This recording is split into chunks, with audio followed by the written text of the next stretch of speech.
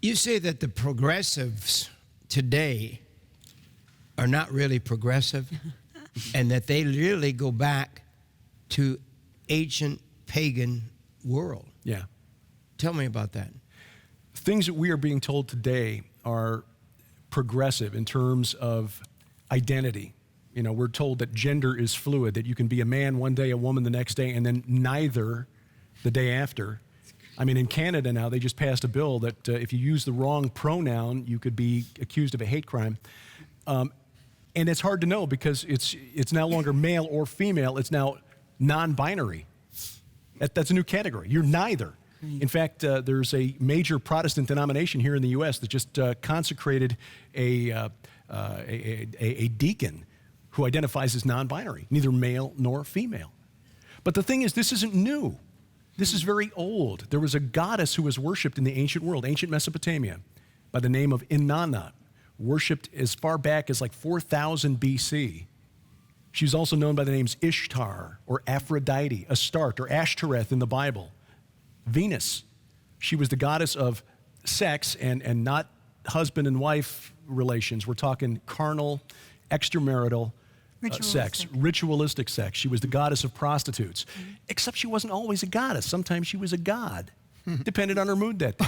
There are hymns to this ancient goddess that go back 4,000 years that praise her for being able to turn the man into the woman and the woman into the man, and the right side, meaning the male, to the left side, and the left side to the right side. Her followers would dress male on one side, female on the other. No. And we've got a major denomination, the Church of Scotland, 2 weeks ago, issued a decree saying, okay, we're going to allow for the full acceptance into the church of people in same-sex relationships.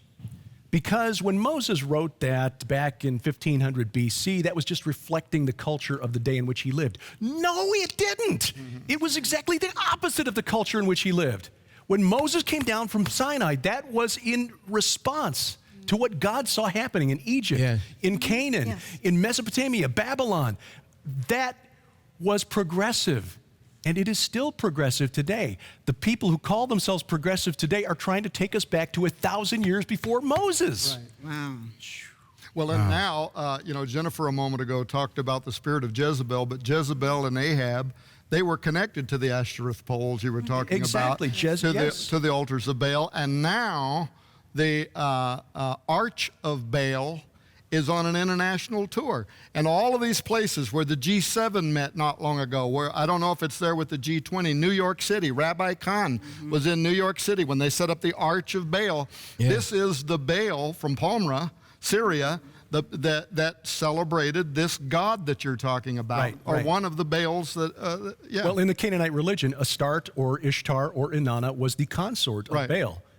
Now, here's the thing: again, this is the stuff I find fascinating in reading about what the people around ancient Israel believed, because the secular scholars are getting all the pieces of the puzzle, but they don't recognize the picture because they don't have the biblical lens. The people who lived in the time of Moses knew that a mountain called Mount Zaphon was the site of Baal's palace. It's located in Turkey. It's just across the border from Syria. It's right on the Mediterranean coast. Big mountain, very majestic, 5,000 feet high. Wow. That's where Baal's palace was located. Mount Zaphon is referenced 3 times in the Bible with a very specific phrase, the Hebrew Yerikah Zaphon. Now, please forgive me, my Hebrew is terrible. I'm not pronouncing it correctly. It's mentioned in Isaiah 14. Isaiah 14, where it's a very famous passage where Isaiah says, how art thou fallen, O Lucifer, son of the dawn? And he talks about how Lucifer wants to establish his mount of the congregation. Isaiah 14:13, thou hast said in thine heart, I will ascend into heaven, I will exalt my throne above the stars of God, the angels of God. I will sit upon the mount of the congregation in the sides of the north. You've heard that phrase. It's a curious phrase, Yerikah Zaphon. But there are English translations that recognize, what he's talking about is Mount Zaphon, the holy mountain of Baal.